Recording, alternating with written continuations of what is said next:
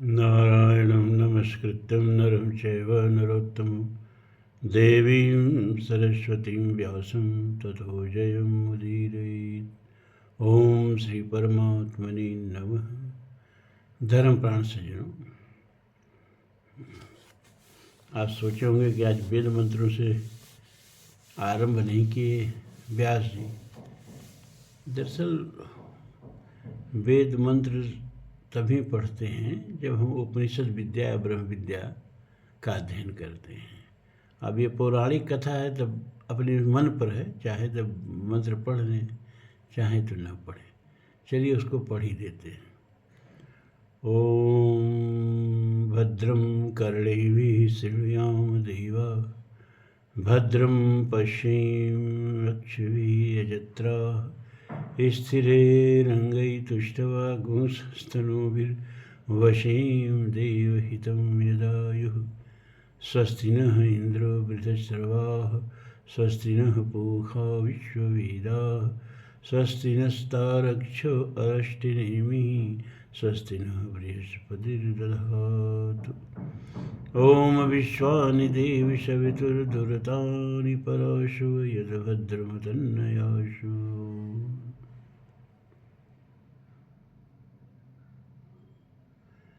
तो महाभारत की कथा चल रही है।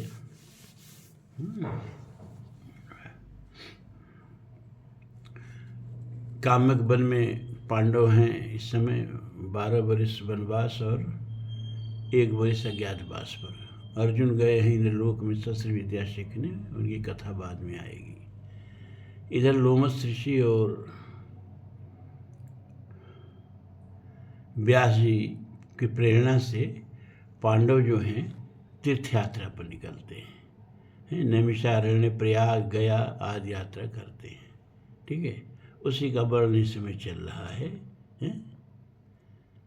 तो पहले नैमिषारण्य की यात्रा की, फिर देवता, पितर और ब्राह्मणों को तृप्त कर उन्होंने कन्या तीर्थ, अश्वतीर्थ, गोतीर्थ, कालकोटि और विषप्रस्थ पर्वत पर निवास कर बहुधा नदी में स्नान किया। वहाँ से वे देवताओं के यज्ञ भूमि प्रयाग में पहुँचे और प्रयाग में स्नान करके गंगा और यमुना के संगम पर फिर वहाँ से गया का तीर्थ पर चले गए। और इस स्थान पर रहकर वीर पांडवों ने तपस्या की। ठीक है, और ब्राह्मणों को कंदमूल फल देकर तृप्त किया। यहाँ गया सिर नाम का पर्वत और वेद के वन से घिरी हुई आदि रमणीक महानदी नाम की नदी है। ठीक है, उस पर्वत पर ब्रह्मसर नाम का बड़ा ही पवित्र तीर्थ है, जहाँ सनातन धर्मराज स्वयं निवास करते हैं। एक समय भगवान अगस्त जी भी यहाँ सूर्यपुत्र यमराज से मिलने आए थे। पिनाकधारी श्री महादेव जी का भी इस तीर्थ में नित्य निवास है। इसके तट पर अनेकों मुनिजन निवास करते हैं।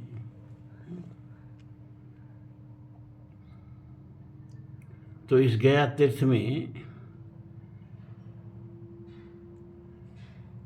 पांडवों ने चातुर्मास किया। चातुर्मास का मतलब समझ रहे हैं आप? 4 महीने वर्षा ऋतु पर एक जगह ठहर जाना पड़ता था, क्योंकि तब इतना नदियों को पार करने के लिए पुल वगैरह साधन नहीं थे। तो 4 महीना लोग एक जगह पर रह करके और चारों वेदों का अध्ययन करते थे। चातुर्मास का मतलब यही होता है कि कम से कम चारों वेदों का उस बीच में अध्ययन करें, सुने और सुनाएं। तो वहाँ लोमस ऋषि ने एक कथा सुनाई पांडवों को कि एक बार अगस्त ऋषि यहाँ गड्ढे में कुछ लोगों को नीचे सर करके लटके हुए देखे। तो उनको बड़ी दया आई। उन्होंने कहा, आप लोग नीचे सर करके क्यों लटके हैं भाई, बात क्या है? तो उन्होंने कहा, भैया बेटा, हम लोग तुम्हारे पितर हैं, तुम्हारे पूर्वज हैं, और तुम विवाह नहीं कर रहे हो, कोई संतान नहीं कर रहे हो, तो हम लोगों को पितृलोक से बहिष्कृत कर दिया गया है कि आगे जब तुम लोगों के संतान श्रृंखला होगी ही नहीं, तुम लोगों को वहाँ कोई तर्पण करेगा नहीं, पिंडदान करेगा नहीं, तो यह स्वर्ग में रहने का तुम लोगों को अधिकार नहीं है। और तुम विवाह कर नहीं रहे हो, तुम पुत्र उत्पत्ति कर नहीं रहे हो, तब हम लोग बस और अधम नीचे की योनियों में गिरने वाले हैं, बड़ी मुश्किल से अभी अटके हुए हैं।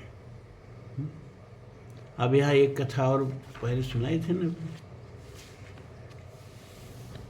तो देखिए कि हमारी संस्कृति जो है वो गृहस्थ आश्रम पर, गृहस्थ जीवन बिताने पर, पुत्र उत्पत्ति पर कितना जोर दे रही है। लेकिन हमारी संस्कृति ही विकृत हो गई। अब हम लोग ज़्यादा किसको सम्मान देते हैं? वही जो मूड मुडाए भय सन्यासी। लेकिन यहाँ देखिए, अगस्त जैसे ऋषि को चेतावनी उनके पूर्वज दे रहे हैं कि तुम विवाह नहीं करोगे, पुत्र उत्पत्ति नहीं करोगे, तो हम लोग यूँ ही लटक के नीचे की योनियों में चले जाएंगे। तो विवाह करके, पुत्र उत्पत्ति करके आप अपना ही कल्याण नहीं करते हैं, अपने पूर्वजों का भी कल्याण करते हैं, क्योंकि कोई पितर नहीं चाहता है कि हमारी ये वंश श्रृंखला टूटे। आज आप हैं तो इसीलिए है कि आज से लाखों वर्ष पहले से ये जो श्रृंखला चली आ रही है पुत्रोत्पत्ति की, वो बीच में टूटी नहीं है। अगर बीच में कहीं टूट गई होती तो आज आप नहीं होते। तो जो श्रृंखला, जो परंपरा आपको इस विश्व रंगमंच पर ले आई है, आपका भी दायित्व है कि आप किसी को इस विश्व मंच पर आने का अवसर दें। और वो आप तभी देंगे जब विवाह करेंगे, जब गृहस्थ जीवन में आएंगे और जब पुत्रोत्पत्ति करेंगे। लेकिन हमारे समाज में हम देखते हैं तो बड़ा उल्टा होता है ना। अगर कोई शादी विवाह कर लिया तो वो कैसा साधु है, तो विवाह किया, उसके तो 12 बच्चे लोग गृहस्थ है। मतलब अपनी संस्कृति का इतना भी ज्ञान नहीं है कि सच्चा संत वही है जो शादी विवाह करके पुत्रोत्पत्ति किया है, वो अपने सांस्कृतिक परंपरा के अनुसार है। और जितने भी संतों के नाम जिससे हमारा समाज आज ऋणी है, उनको देखिए आप, वो सब परिवार वाले, चाहे वो अगस्त हों, चाहे वशिष्ठ हों, चाहे विश्वामित्र हों, चाहे अत्रि हों, जिनका भी नाम देखें, जो सब ने विवाह किया, सब ने गृहस्थ जीवन जिया, सब ने समाज को कुछ दिया और भारतीय संस्कृति के अनुरूप जीवन जिया, है ना। तुलसी ने सही लिखा कि नाहर मोई गृह संपत नासी, मूड मुडाए भय सन्यासी। लेकिन आज हम देखते हैं तो सन्यासियों का ही, जो मूड मुडा के कुछ नहीं जानते हैं, जावत खाली बेटी बेटा का हाल पूछते हैं। लेकिन वही संत हैं, वही उनकी पूजा होती है। और गृहस्थों को संत होने का अधिकार ही नहीं है, जबकि हमारे यहाँ गृहस्थ को मुक्ति का अधिकार ही नहीं है। जो गृहस्थ नहीं है, जो पुत्रोत्पत्ति नहीं किया है, वह तो अब नरक में जाता ही है, उसके सारे पितर भी नरक में चले जाते हैं उसी की गलती से।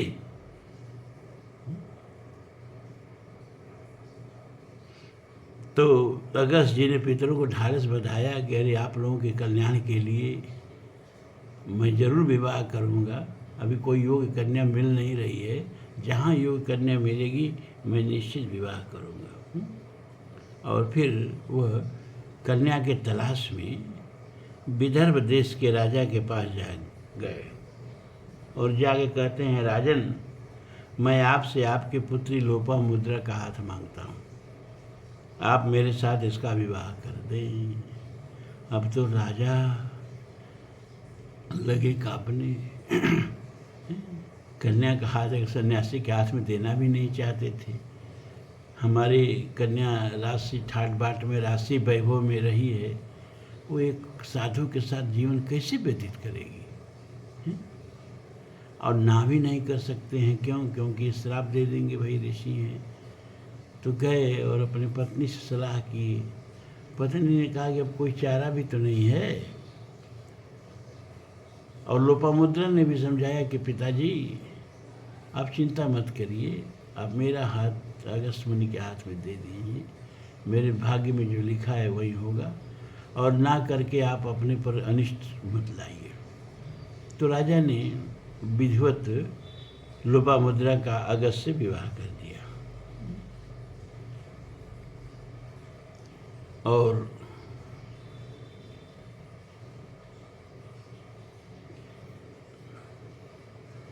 अगस्त ने लोपामुद्रा से कहा कि देखो भाई, अभी तुम्हारा राशि ठाट बाट और आभूषण नहीं चलेगा, अभी सब वो उतार दो, ये रेशमी वस्त्र उतार दो, ये सोने के सब आभूषण उतार दो और बलकल पहन करके मेरे साथ चलो। तो ऋषि भेष में उस कन्या को लेकर के अपने आश्रम पर आए और आकर के बहुत दिन तक तपस्या करते रहे। लेकिन एक दिन जब लोपामुद्रा ऋतु स्नान करके बैठी थी, अगस्त जी ने उसका रूप सौंदर्य देखा तो उस पर मोहित हो गए और उसको समागम के लिए आमंत्रित किया। तो लोपामुद्रा ने कहा नहीं, ये मुनि भेष में, साधु भेष में समागम करके इस भेष को हम लोग कलंकित और बदनाम नहीं करेंगे। तो अगर हमारे साथ समागम करना है तो पहले हम जैसे मतलब जब राजकुमारी थी और श्रृंगार करती थी, स्वर्णाभूषण पहन के, सुंदर वस्त्र पहन के, वैसे मैं जब श्रृंगार कर लूँ और आप भी ये सब बलकल वस्त्र उतार करके और एक राजा की तरह से श्रृंगार करके मेरे पास आए, तब हम लोग पुत्रोत्पत्ति का प्रयत्न करेंगे। अब बड़ा चिंता हुई अगस्त ऋषि को कि कहाँ से हम स्वर्णाभूषण लाए, घर में तो कुछ नहीं है, और सुबह को खाने को है, शाम को नहीं, शाम को खाने को है, सुबह को नहीं, कहीं न कहीं जाके भिक्षा मांगना पड़ता है। तो अगस्त ने कहा अच्छा ठीक, हम प्रयास करते हैं। तो वो धन मांगने के लिए एक राजा श्रुतिश्रवा नाम था, तो श्रुतिश्रवा के पास गए। उनके आने का समाचार सुन के श्रुतिश्रवा राजा जो थे, अपने राज्य की सीमा पर जाकर के अगस्त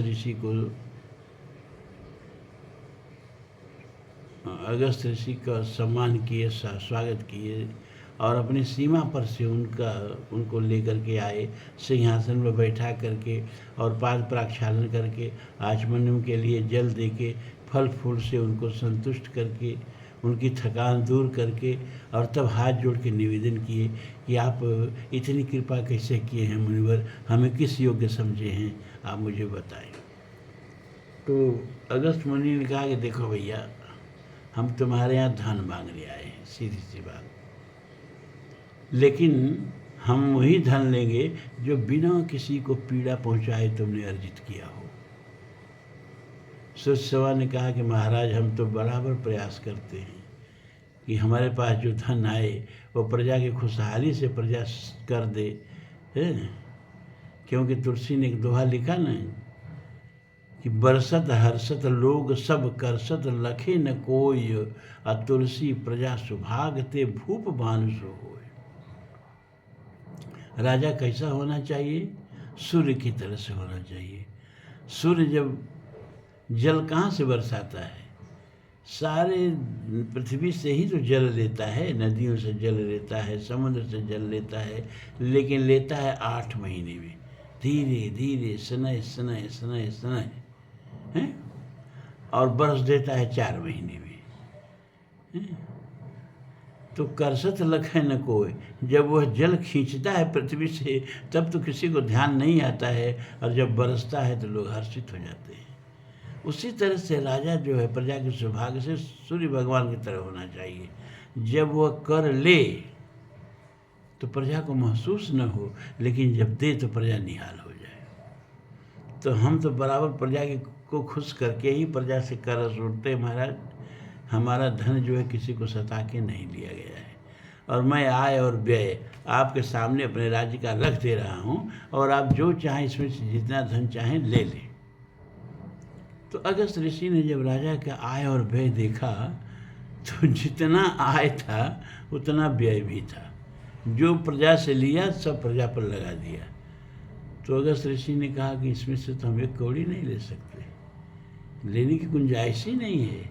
ये सारा धन जो है प्रजा के हित में लग गया तो फिर बचा क्या है? तो फिर श्रुतसर्वा अगस्त जी को लेकर के एक दूसरे राजा के यहाँ गए। वो राजा का नाम था ब्रघनश्व। ब्रघनश्व के पास गए। ब्रघनश्व ने भी सीमा पर राज्य के अपने जाके अगस्त मुनि को और इस राजा को का स्वागत किया, ले आए, अर्घपाद्य दे करके संतुष्ट करके हाथ जोड़ के अगस्त मुनि से कहे कि भगवान कैसे पधारे, उद्देश्य क्या है पधारने का। तो वहीं कहा कि भाई मैं तो तुम्हारे यहाँ धन के लिए चला हूँ, और बिना किसी को पीड़ा पहुँचाए अगर कोई धन तुम्हारे पास हो तो उसमें से कुछ मुझको दे दो। उस राजा ने भी सब अपना आय व्यय रखा जब अगस्त जी के सामने, तो अगस्त जी ने देखा कि जितना आय है उतना ही व्यय है, जो भी प्रजा से लिया है प्रजा के कल्याण के लिए लगा दिया है। तो उन्होंने कहा कि इसमें से हम एक दाना नहीं ले सकते। तो अब क्या होगा? तो भग्नेश्वर ने कहा कि भगवान एक दैत्य बहुत ही धनवान है, उसका नाम है इल्वल। इल्वल के पास हम लोग चलें और उससे धन की याचना करें, तो हो सकता है वो धन दे दे। तो लोग इल्वल के पास आते हैं। तो इल्वल कहता है देखो भैया, हम धन देने के लिए तैयार हैं, और हमने मन में कामना भी कर लिया है कि हम आपको कितना धन देंगे। तो आप मुनि हैं तो सबके मन का हाल आपको जानना चाहिए। तो आप बताइए कि हमारे मन में क्या इच्छा है कि हम आपको कितना धन देना चाहते हैं। आप बता देंगे तो आपको हम धन दे देंगे। तो अगस्त जी बोले, असुरराज, तुम प्रत्येक राजा को 10,000 गौ में और इतने ही स्वर्ण मुद्राएं देना चाहते हो। ये जो दोनों राजा उनके साथ गए थे, तथा मुझसे इससे 2 गुनी गौ में और स्वर्ण मुद्रा मुझे देने के लिए इच्छुक हो, और एक सोने का रथ भी देना चाहते हो। यह सुनकर दैत्य बड़ा प्रसन्न हुआ। उसने कहा हाँ हाँ, हम यही तो सोच रहे थे, हमारा यही मनोभाव है। तो उसने बहुत सा धन, जो अगस्त जी ने बताया उतना धन दे दिया। ठीक है। तब लोपामुद्रा को यहाँ धन लेकर के आए और एक राजकुमारी की तरह उसको सजाया, अपने राजकुमार की तरह सजे, और इसके बाद तब जा कर के पुत्र उत्पत्ति के लिए प्रयत्नशील हुए। और उनसे जो गर्भ रहा, तो जो शिशु था वो 7 वर्ष तक पैदा ही नहीं हुआ, 7 वर्ष तक गर्भ में ही रह गया। और 7 वर्ष के बाद वो बच्चा पैदा हुआ, उसका नाम था दृढ़स्यु। क्या नाम था? दृढ़स्यु।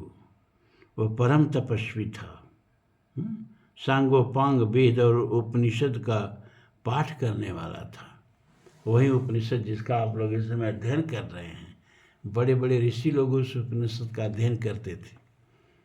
सतयुग से जो, जैसे महर्षि वशिष्ठ हों, वाल्मीकि हों, अगस्त हों, अत्रि हों, सुतीक्ष्ण हों, सर्वभंग हों, वशिष्ठ हों, ये सारे लोग उपनिषद पढ़ के ही ऋषि बनते थे। वही उपनिषद जो आप लोग सुन रहे हैं। अब इन ऋषियों के अध्ययन का जो विषय है उसका अध्ययन आप लोग कर रहे हैं, तो थोड़ा सा तो दिक्कत पड़ती है, हम जानते हैं, थोड़ी कठिनाई आती है ना। कथाओं में जो रोचकता है, हालांकि महाभारत कथा में कोई रोचकता नहीं है।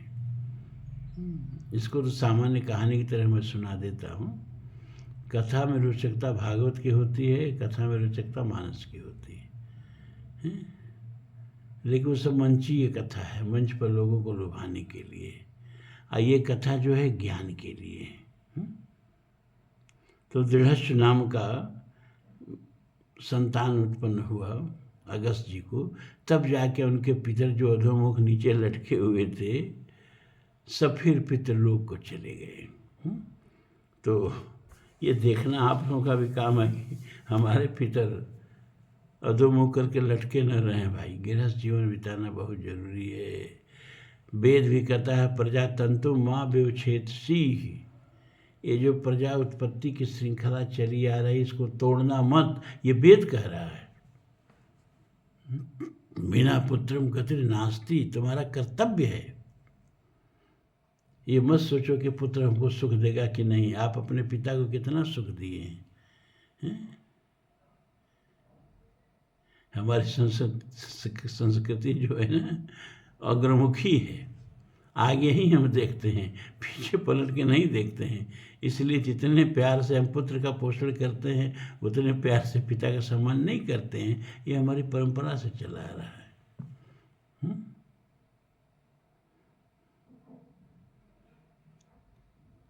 लेकिन पुत्र उत्पत्ति करना, गृहस्थ जीवन में जाना, महाभारत में आगे कथा आएगी कि एक बार ऋषियों में बहस हो गई कि 4 आश्रम में कौन आश्रम सबसे श्रेष्ठ है। ब्रह्मचर्य, गारहस्थ चाहे गृहस्थ, वानप्रस्थ और सन्यास। तो तुलना करने के लिए एक पलड़ा पर गृहस्थ आश्रम रख दिया गया और एक पलड़ा पर वानप्रस्थ और ब्रह्मचर्य और सन्यास रख दिया गया। तो गृहस्थ का पलड़ा भारी हो गया। गृहस्थ आश्रम ही सब आश्रम में सबसे श्रेष्ठ है, इतना जान लीजिए। और ये लोग तपस्या जितना गृहस्थ करता है वो कोई क्या करेगा। दिनकर जी ने लिखा एक लाइन कि वो वन में रहकर गृही और हम गृह में रहकर सन्यासी हैं। वे वन में रहकर गृही, ये लोग जो गेरुआ रंगा रंगा के सन्यासी बने हैं, चाहे कुंभ में जाके देखो, दुनिया भर के साधु आके बैठे हैं, उनका वैभव देखो, उनके पासंग में आपकी गृहस्थी नहीं ठहरेगी। कहाँ कहलाएंगे सन्यासी, और हजार हजार गृहस्थों की गृहस्थी लेके बैठे हैं। बहुताम सवारें धाम यति विषया हरलीन न रही विरति, तपसी धनवंत दरिद्र गृही कलि कौतुक तात न जात गई। कम से कम 40 वर्ष तो हमने साधुओं के बीच में ही बिताया है। एक एक साधु को बहुत करीब से देखा। अब नहीं जाते किसी के पास, कुछ नहीं मिलता है। हरई शिष्यधन शोक न हरई, सो गुरु घोर नरक मोह परई। यही हालत है। उपनिषद कहता है विद्यायाम अंतरे वर्तमाना स्वयं धीरम पंडितम मन्यमाना दंडम्य माना पर्यंत मूढ़ा अंधे नैव नियमाना या धंधा। स्वयं तो अविद्या में पड़े हुए हैं। अविद्या मतलब भौतिकता में। भौतिकता बुरी नहीं है, लेकिन भौतिकता और आध्यात्मिकता में एक संतुलन होना चाहिए। अंधः तम प्रविशन्ति एव विद्यायाम रता, ततो भूय ऊते तमो ये विद्यायाम उपासते। बोले गहरे गड्ढे में वे गिर जाते हैं जो खाली भौतिकता में लगे हुए हैं, खाली संसार बांधने में लगे हुए हैं। अरे कोई संसार बांध सका आज तक? सहस बाहु 10 बदन आदर बची ने काल बलीते, हम कर धनधाम सवारे अंत चले उठ रीते, मन पछतई हैं अवसर बीते। यह मनुष्य शरीर जो है ये ईश्वर के द्वारा बहुत बड़ा जीव को भेंट है। ईश्वर की करुणा का, ईश्वर की कृपा का सबसे उच्चतम सोपान है ये। इससे बढ़ के ईश्वर किसी जीव पर कृपा नहीं कर सकता कि उसको मानव शरीर दे दे। वह मानव शरीर हमको आपको मिला है, लेकिन यह मानव शरीर पा करके और जो इसका उद्देश्य है आत्मबोध की प्राप्ति, जो नहीं करता है आत्माहन गत जाए। जो न तरे भवसागर नर शरीर अस्पाए, ते नर निंदक मंद मति आत्माहन गति जाए। अरे क्या गृहस्थी जुटाते हो, क्या सब धन दौलत जुटाते हो, एक दिन घर ते ले बाहर कर दीनी, छूट गई सब महल अटरिया। इसका मतलब ये नहीं कि इससे मत जुटाओ, लेकिन जितना भी आपके पास साधन है, आपका शरीर भी साधन है, आपकी गृहस्थी भी साधन है, आपके पुत्र कलत्र रिश्तेदार नातेदार भी साधन हैं, लेकिन सबका सदुपयोग ये है कि वो आपके सन्मार्ग की प्राप्ति में, ईश्वर की प्राप्ति में कितने सहायक हैं। जो बाधक हैं तो उनके लिए तुलसी ने लिखा, तजिए ताहि कोटि बैरी सब यद्यप परम स्नेही जाके प्रिय न राम वैदेही। तजो पिता प्रहलाद विभीषण बंधु भरत महतारी, अब बलिगुरु तजो कंत ब्रज बनतहि भे मुद मंगलकारी। तो नाते सबहि राम ते मनियत सोहित सुसेव्य जहाँ लो, अरे अंजन कहाँ आँख जय फूटे बहुत कहो कहाँ लो। तो जाके प्रिय न राम वैदेही। हमें ये देखना है कि हमारी गृहस्थी परमार्थ में सहायक है कि नहीं है, ईश्वर प्राप्ति में सहायक है कि नहीं है, आत्मबोध में सहायक है कि नहीं है। नहीं तो फिर भैया सब यही नहीं छोड़ देना है, फिर किस काम की गृहस्थी, सब तो यहीं छोड़ देना है ना। कुछ भी तो लेके नहीं जाना है, ये शरीर भी लेके नहीं जाना है। इसीलिए उपनिषद कहते हैं, इस चेद वेदित सत्यमस्ति न चेदिया वेदीन महति विनष्टि, भूतेषु भूतेषु विचित्र धीरा प्रेता दस्मान लोकादमृता भवन्ति। अरे शरीर के रहते रहते, इस शरीर के गिरने से पहले अगर इस शरीर का सदुपयोग करके और आत्मबोध की प्राप्ति हो गई, परमात्मा तत्व की प्राप्ति हो गई, तो समझना कि शरीर को प्राप्त करने का जो अभिष्ट है पूरा हो गया। पूरा किया विषाहुणा बहु नयाओ हट। फिर संसार रूपी बाजार में नहीं आना है, जन्म मरण के चक्कर में नहीं पड़ना है। और अगर नहीं कर पाए, शरीर गिर गया और आत्मबोध नहीं हुआ, तो समझो महती विनष्टि। इससे बड़ा नुकसान तो कोई हो नहीं सकता। अरे धन का नुकसान कोई नुकसान है, एक दिन तो छीनना ही है, चाहे आज छीन जाए चाहे मरने के बाद छीन जाए।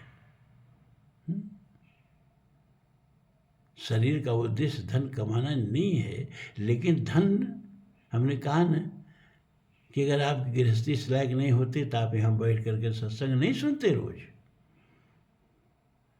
तो बैठ के कहीं ठेला चला रहे होते, कहीं रिक्शा खींच रहे होते, कहीं कोल्ड स्टोरेज में आलू का बोरा पीठ पर लाद के चढ़ा रहे होते हैं, उठी सुती रोटी की चिंता करते। यहाँ बैठ के सत्संग नहीं सुनते। विद्याम च यस्तद वेदो वयम स। इसीलिए हमारे यहाँ कहा गया वेदों में कि विद्या और अविद्या, मतलब भौतिकता और आध्यात्मिकता दोनों को साथ साथ संवारो। भौतिकता सीढ़ी है आध्यात्मिकता तक पहुंचने के लिए, और सीढ़ी नहीं रहेगी तो पहुंच नहीं पाओगे। तपस्या क्या है? आपकी गृहस्थी ही आपकी तपस्या है। यहाँ सबकी अपनी अपनी गृहस्थी होगी ना, जो लोग बैठे हैं। आपकी गृहस्थी कहाँ से आई है? आपकी तपस्या से आई। यही आपकी तपस्या है। गृहस्थ के लिए तपस्या क्या है? उसकी गृहस्थी। बस ईमानदारी से गृहस्थी जुटाए, वही आपकी तपस्या है। और किसी तपस्या की गृहस्थ को जरूरत नहीं है ना। और जब तपस्या खड़ी हो गई तो उस तपस्या को धर्म में लगाएं, जैसा कि आप लोग लगा रहे हैं।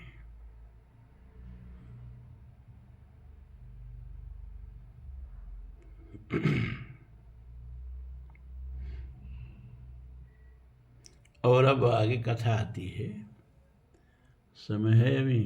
हाँ, तो परशुराम जी की कथा आती है। परशुराम जी के तेजहीन होने की कथा आती है। भगवान श्री राम ने परशुराम जी के तेज का हरण कर लिया था ना। तो कैसे कर लिया था? अब मानस में अलग है कुछ। रामचरित मानस में परशुराम जी कहाँ आते हैं? जनक जी के धनुष यज्ञ के मंडप में आते हैं। धनुष टूटा हुआ है, वहाँ भगवान से वार्तालाप होता है और वहाँ कहते हैं कि राम रमापति करधन लेहू अखै चित मोर मिटई संदेहू। तो दे तो चाप आप ही चल गए, वो परशुराम मन विस्मय भय। और वहाँ स्तुति करते हैं, भगवान राम को विष्णु का अवतार समझ लेते हैं। वाल्मीकि रामायण में दूसरे तरह से कथा है। वाल्मीकि रामायण में वो धनुष यज्ञ के मंडप में नहीं है, रंग मंडप में नहीं आते हैं। कहाँ आते हैं?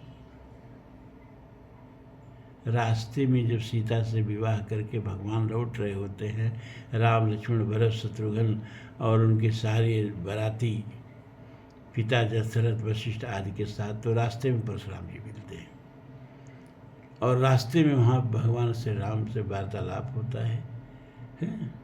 और परशुराम कहते हैं कि ठीक है, तो ये धनुष लो, विष्णु का धनुष है, और इसको चढ़ाओ और बाण खींचो तो हम जाने कि तुम विष्णु के अवतार हो, विष्णु का अवतार हो गया। तो भगवान राम धनुष पर बाण चढ़ा करके अब कहते हैं कि परशुराम जी, मैं जब धनुष पर बाण चढ़ा लिया तो बाण खाली नहीं जाएगा, अभी बाण आप पर छूटेगा, लेकिन आपका प्राणांत नहीं करूँगा मैं। लेकिन आपकी जो दो सिद्धियां हैं, एक परलोक की सिद्धि, एक इहलोक की सिद्धि, उसमें से एक को नष्ट कर दूंगा। आप बोलिए, आप कि परलोक की सिद्धि नष्ट कराना चाहते हो कि इहलोक की सिद्धि नष्ट कराना चाहते हो? परशुराम जी ने हाथ जोड़ के कहा, भगवान परलोक की सिद्धि हमारी रहने दीजिए, अब ये लोक की ही सिद्धि नष्ट कर दीजिए। जब एक अवतार भगवान विष्णु का हो ही गया तो इस अंश अवतार की जरूरत ही क्या है? तो भगवान कहते हैं, अब जाइए महेंद्र पर्वत पर, वहीं रहिए, अब सारा ये जो कार्य है, दायित्व है, अब धनुष आपने हमको दे दिया, एक तरह से अपना चार्ज हमको दे दिया, अब हमको धर्म स्थापना करने दीजिए, अब आप विश्राम करिए, है ना। तो एक तरह से परशुराम का तेज हरण कर लिया, यही कथा इसमें दिया है। तो इसमें परशुराम न तो रास्ता में मिलते हैं और न जनक जी के धनुष मंडप में मिलते हैं। कहाँ मिलते हैं? सीधे अयोध्या आते हैं। जब अयोध्या आते हैं तो जनक जी, क्षमा करें दशरथ जी, भगवान राम को परशुराम के स्वागत के लिए भेजते हैं। राज्य की सीमा पर जाकर ऋषियों महर्षियों का स्वागत किया जाता था। तो भगवान श्री राम मंत्रीगणों के साथ जाते हैं और सीमा पर जो है परशुराम जी को भेंट करते हैं, परशुराम जी से उनका स्वागत सत्कार करते हैं।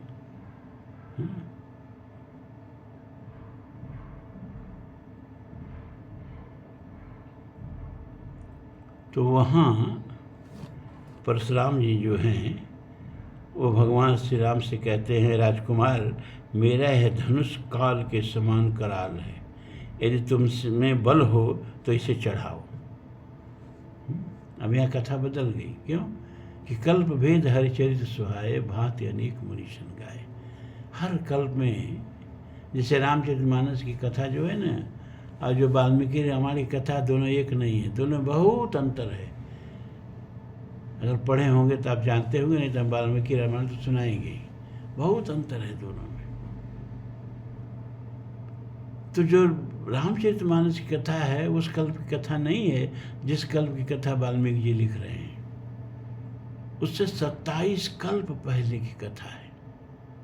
भुसुंडी जी जो गरुड़ को कथा सुनाते हैं वह उस कथा से, जो कि वर्तमान में भगवान राम के व्यामोह में पढ़ करके नागफास काट करके गरुड़ जी गए हैं, तो कह रहे हैं कि अब इस जन्म की कथा नहीं, इससे 27 कल्प पहले की कथा सुनो। यहाँ बसत मई सुनो खगेसा, अब बीते कल्प 7 और 20, 7 और 20 माने 27। तो रामचरितमानस की कथा वाल्मीकि रामायण की कथा से 27 कल्प पहले की कथा है। उसी तरह यह किसी दूसरे कल्प की कथा है जहाँ परशुराम जी इनका पराक्रम सुनते रहे हैं, तो कह रहे हैं कि भाई अगर तुम्हें बल है तो मेरा धनुष चढ़ा के दिखाओ। तो तब भगवान परशुराम के हाथ से धनुष ले लिए और मुस्कुराते हुए उसकी प्रशंसा का टंकार किए। फिर परशुराम जी ने एक बाण दिया, कहा इसको कान तक खींच के दिखाओ, तो बाण चढ़ा के कान तक खींच करके दिखा दिया। तो भगवान राम ने परशुराम से क्या कहा, ये हम महाभारत में पढ़ ही दे रहे हैं कि भृगुनंदन आप बड़े अभिमानी जान पड़ते हैं। भगवान कह रहे हैं श्री राम परशुराम जी से कि आप बड़े अभिमानी जान पड़ते हैं। मैं आपकी बातें सुनकर भी अनसुनी कर रहा हूँ। आपको अपने पितामह ऋषि की कृपा से विशेषतः क्षत्रियों को हराकर ही यह तेज प्राप्त किया है। निश्चय ही इसी से आप मेरा भी तिरस्कार कर रहे हैं। क्षत्रियों का तेज हरण कर लिया आपने, क्षत्रियों का संहार किया आपने, तो मुझे भी क्षत्रिय समझ करके और मेरा भी तिरस्कार कर रहे हैं आप। अच्छा, मैं आपको दिव्य नेत्र देता हूँ, उससे आप मेरे स्वरूप को देखिए कि आप किसका अपमान कर रहे हैं। तब भृगुश्रेष्ठ परशुराम ने भगवान श्री राम के शरीर में आदित्य, वसु, रुद्र, साध्य, मरुदगण, पितर, अग्नि, नक्षत्र, ग्रह, गंधर्व, राक्षस, यक्ष, नदियाँ, तीर्थ, बाल, खिल्यादि, ब्रह्मभूत, सनातन, मुनिवर, देवर्षि तथा संपूर्ण समुद्र और पर्वतों को देखा। इसके सिवा उनमें उपनिषदों के सहित वेद, वखटकार और यज्ञ यागाद के सहित सजीव साम श्रुतियाँ और धनुर्वेद तथा मेघ वर्षा और विद्युत भी दिखाई दिए। फिर भगवान श्री राम ने बाण छोड़ा तो बड़ी बड़ी लपटों सहित सूखा वज्रपात होने लगा। सारा भूमंडल धूल वर्षा और मेघ वर्षा से छा गया। पृथ्वी कांपने लगी और सर्वत्र भीषण आघात और भयंकर शब्द होने लगा। रामचंद्र जी की भुजाओं से छूटे हुए उस बाण ने परशुराम जी को भी व्याकुल कर दिया और केवल उनका तेज हरकर और फिर राम जी के पास वह बाण लौट आया। तो यहाँ परशुराम जी का तेज इस तरह से हरण होता है। तो अब कल आपको हम कथा सुनाएंगे अगस्त जी ने समुद्र का शोषण कैसे किया। अब आज इतना ही। ओम पूर्णमदः पूर्णमिदं पूर्णात् पूर्णमुदच्यते पूर्णस्य पूर्णमादाय पूर्णमेवावशिष्यते। सर्वे भवन्तु सुखिनः, सर्वे सन्तु निरामयाः, सर्वे भद्राणि पश्यन्तु मा कश्चित् दुःखभाग् भवेत्। असतो मा सद्गमय तमसो मा ज्योतिर्गमय मृत्योर्मा अमृतं गमय। ओम शांति शांति शांति।